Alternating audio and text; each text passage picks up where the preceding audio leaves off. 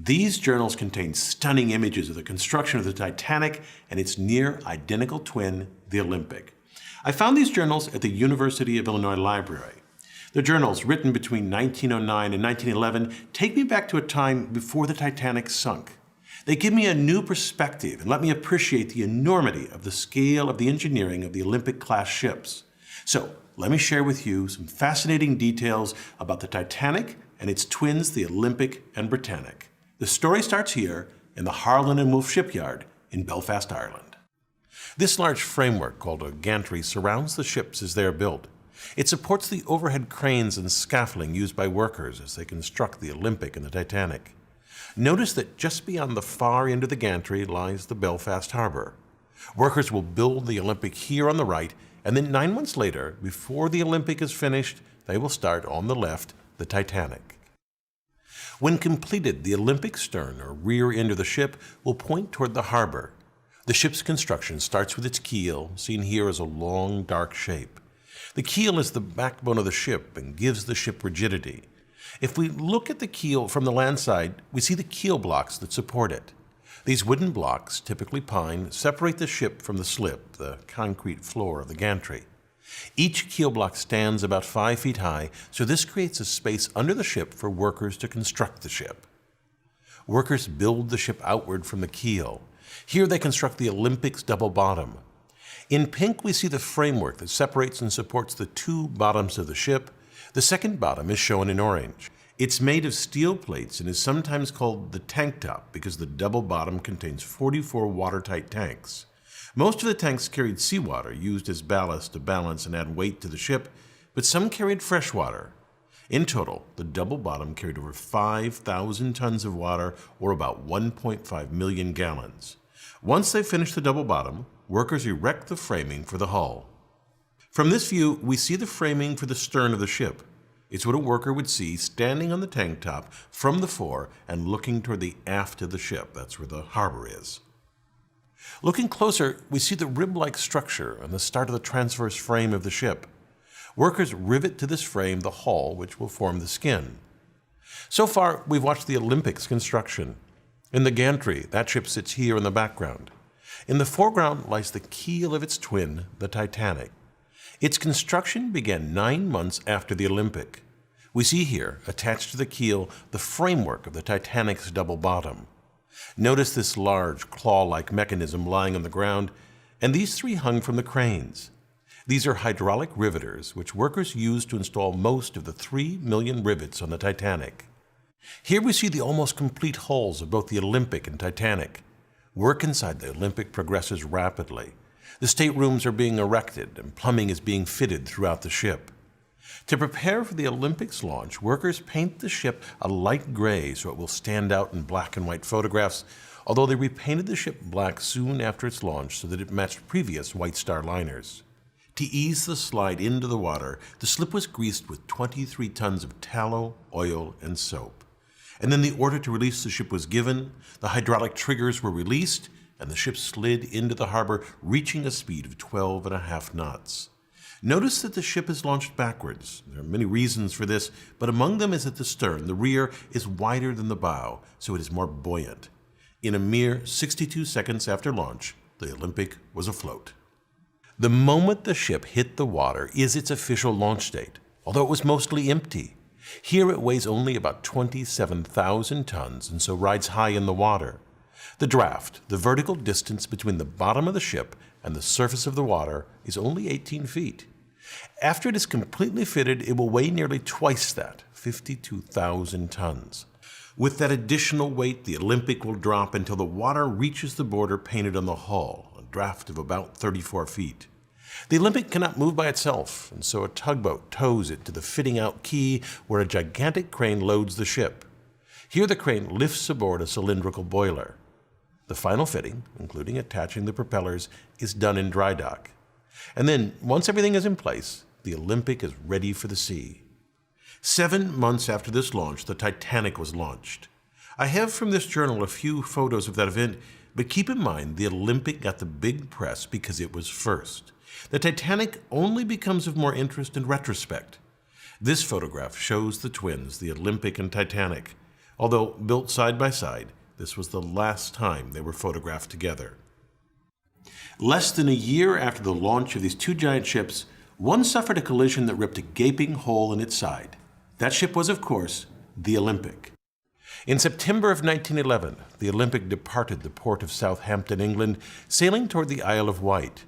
The Olympic turned into the Solent Strait and passed a British warship, the HMS Hawke. The Hawke's commander was surprised by the Olympic's wide turn, but he managed to take a safe position behind and to the right of the Olympic. The Hawke then increased its speed to pass the Olympic, but the Olympic's wake sucked the Hawke inward rapidly. The Hawke tore a large hole in the Olympic, and below its waterline, the damage was even greater. The bow of the Hawke was completely smashed in. The Olympic limped back to Southampton, where the holes were temporarily patched with wood before returning to its home dock in Belfast for repairs. The Olympic's sibling also suffered a traumatic blow that caused it to tragically sink. I'm of course talking about the Britannic. The Britannic was the same size and very similar to the Olympic and Titanic. Although intended to be a passenger liner, the ship was drafted into military service in World War I as a hospital ship. While in the Mediterranean, it hit a mine or was struck by a torpedo and sank in less than an hour. Despite these accidents, the Olympic-class ships were great feats of design and workmanship. Just consider the propulsion system of the Titanic. The ship had two sets of reciprocating engines. These engines were fueled by coal, which was stored along the bottom of the ship. Exhaust gases from the boiler discharged through these smokestacks, which are frequently called funnels. Now, they don't look like funnels until you look at them the right way. They're upside-down funnels. This cross-section of the Olympic shows the boilers sitting atop the double bottom. Exhaust from the boilers is funneled up and out of the ship. It's well known that the aftmost funnel on these ships is a dummy. It was built primarily for aesthetic reasons. Although it did not service the boilers, it was used as a ventilation and extraction shaft for the engine and turbine rooms. The Titanic needed 4,000 tons of coal for a transatlantic trip, which took 24 hours to shovel into the bunkers.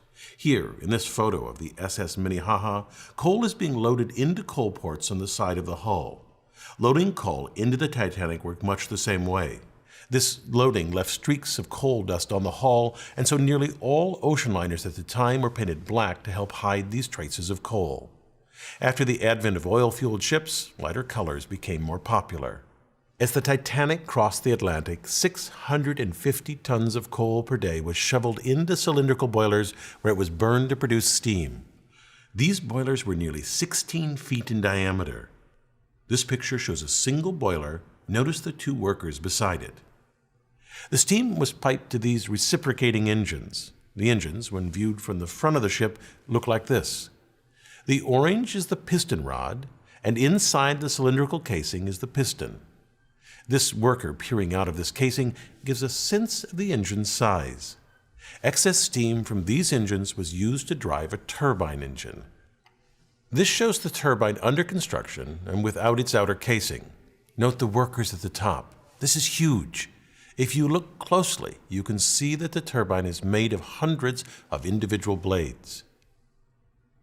A shaft transfers power from the engines to the propellers. The ones on the left and the right were powered by the reciprocating engines, and each propeller weighed 38 tons, while the central propeller was powered by the turbine engine.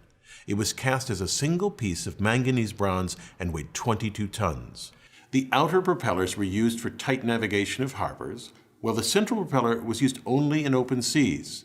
Also, unlike the others, the central propeller could not be driven in reverse, only forward. Even with this powerful propulsion system, the Olympic-class ships were not the fastest at the time, which was intentional. The White Star Line decided to focus on comfort and luxury over speed. It's clear that the lavishly decorated rooms on the Olympic and Titanic certainly made the passage more enjoyable, but there were some hidden design choices that made these ships the pinnacle of comfort for all classes of service. The ships were steered using these helical gears. Each ship had two sets of both the spur gears and the beveled gears. These massive gears are nearly 6 feet across, made of solid steel, and each weigh thousands of pounds. Notice the herringbone pattern on the teeth. This pattern allowed a tight engagement of the teeth and resulted in reduced vibration transmitted to the rest of the ship. Altogether, the gearing on the Titanic weighed about 7.5 tons. This very large structural piece is called the boss arms. These arms held the shafts of the outer propellers in place, and because of their size and strength, they reinforce the hull, which reduces panting. Panting occurs when variations in water pressure, say the crest versus the trough of the wave, flex the hull inward and outward. Less flexing results in less vibration felt by the passengers. These boss arms, also called shaft brackets, were fitted 20 feet apart at the very aft of the ship. While the Titanic and Britannic both had tragically short careers, the Olympic triumphed. In its lifetime, it made over 500 transatlantic journeys, carrying over 400,000 passengers and sailing 1.5 million miles. It even spent 4 years as a U.S.-Canadian troop transport during World War I, earning the nickname Old Reliable. After 24 years of service, the ship was decommissioned and scrapped for parts. The Olympic-class ships were absolute marvels of engineering. I hope it's for their revolutionary design rather than their failures that they're remembered. I'm Bill Hammack, the Engineer Guy. I thank my advanced viewers for their useful feedback on a draft of this video. If you'd like to be an advanced viewer, sign up at engineerguy.com/support. Thanks for watching.